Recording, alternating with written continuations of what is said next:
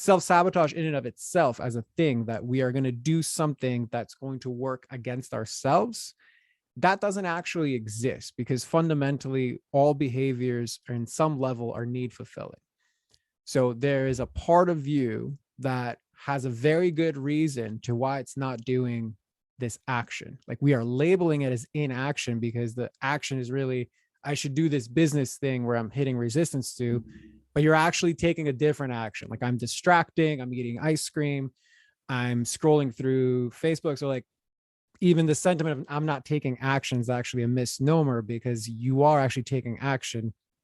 They're just not the actions aligned with your highest good. What that allows you to do, like knowing that the real part is of self-sabotage is the consequences, but it doesn't actually exist. In my experience and in my coaching, it allows the space for acceptance, like realizing there is a part of me that is conditioned to do this. I have a paradigm that's running in my head that makes this worthwhile. There is some payback, despite the fact that it doesn't make logical sense. It usually makes emotional sense. That allows you to accept it. Oftentimes we have very biologically correct responses, right? Like, let's just say, going back to the visibility bit, if I was reprimanded every time I expressed myself as a kid, I'm going to have a very neurological reaction every time I get up on social media. That is a correct biological response. There's nothing wrong with, like, if I threw a snake in your face right now, like, nobody would be like, why are you so weird for jumping back? It is a natural biological reaction. So knowing that, I think, allows people the space to then be like, okay, like, I can breathe here. I'm not fundamentally broken.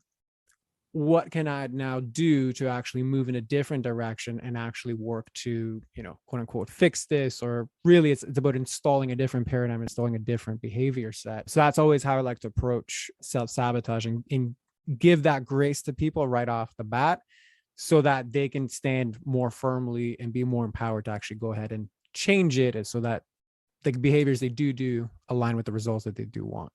Right. Something that I love that you said that I want to just camp on is your use of parts language.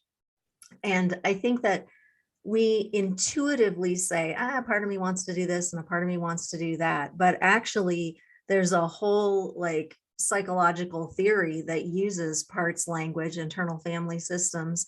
And it allows somebody to get out of that space of, I suck, I'm the worst, I can't do this, whatever, Well, a part of you wants to sit in bed and eat potato chips, but obviously not all of you does, because otherwise you wouldn't even be having this conversation in your head. And there's a part of you who wants to reach your next level, or you wouldn't be experiencing such angst.